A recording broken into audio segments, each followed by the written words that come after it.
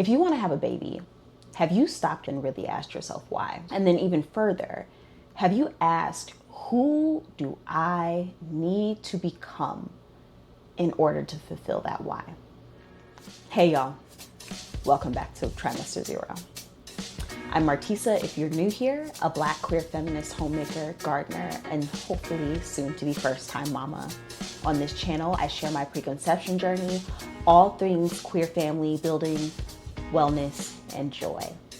If you're into that kind of content, please like, comment, and subscribe so that we can continue to grow this community. Listen here, I just want a fair warning going into this. We about to get woo-woo. I am not religious. However, I am extremely spiritual and have built my connection to the divine over the last decade and a half. In this video, I'm simply sharing my approach and the way that I am answering these questions. My sharing is in no way a call for you to do the same. Please, please, please, do you. As a queer person without the possibility of, oops, we just fell pregnant, having a baby is one of the most intentionful, effortful decisions of our lives. There are no mistakes, no falling into it and being like, oh, well, we'll make it work. This child is so deeply longed for, and in our case, also prepared for. So in a time when having a baby, especially without a needed gamete, can feel like a financial luxury, and having a Black child in a world that is experiencing political, social, and climate upheaval can almost be seen as like a questionable decision, why do it? Now for me, although there are so many ways to answer that question, ultimately for me, it lands here.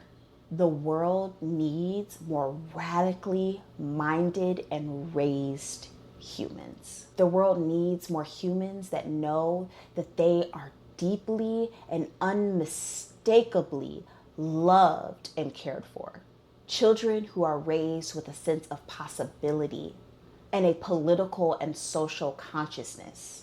Babies are seeds, answered prayers for the future. In so many ways, there is no better gift than I can give to a hurting world than a wonderfully loved being. Which then begs the question, who do I need to become in order to be a responsible steward of this human life? Which obviously is a massively loaded question, one whose answers will most likely be unfolding over and over and over again. But here are the three ways that this is currently being revealed to me. The first is become who you want to raise. Children are sponges. Not only if you are a gestating parent, do they create their bodies from you, all parents, on a psychological level, they are creating their sense of self, their foundational opinions of the world, deciding how they are going to relate with others, and architecting their personality from those of their parents and the closest relatives to them. Which means that although important, it is less what I say or try and teach my kid, and more riding on who I am. So may I focus on becoming who I want to see them become. Secondly, I have been feeling really called to stand fiercely committed to my intentions while staying intimate with surrender. I believe intuition is the divine speaking, and that mother wit forms before that baby is ever in the womb or placed into your hands. The moment we embarked on this journey was the moment my transition from matron to mother began to solidify. And I believe also so did my knowing in this area.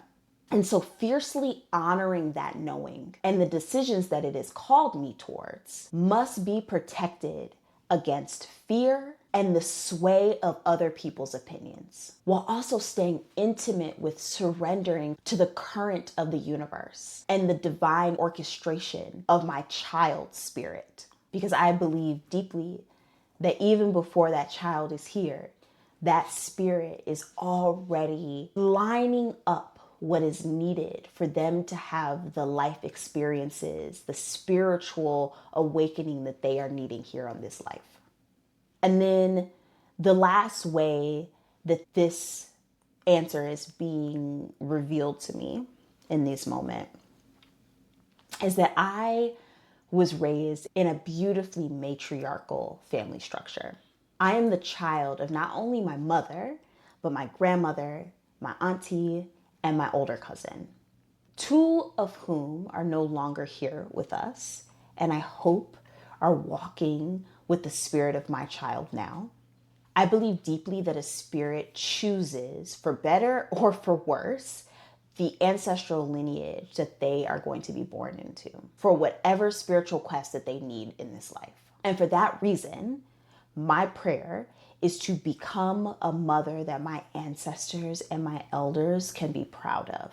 They may not understand all of my choices, and they for sure will not always be the choices that they would have made. But my hope is at the end of the day that they can nod in approval and deep alignment to my mothering. One of the biggest excitements and joys of embarking on this journey for me is to get to watch the folks who raised me become grandparents to our little one. And so may I become a mother that they can be deeply, on a soul level, proud of. And these are just 3 short ways that I am answering those questions right now.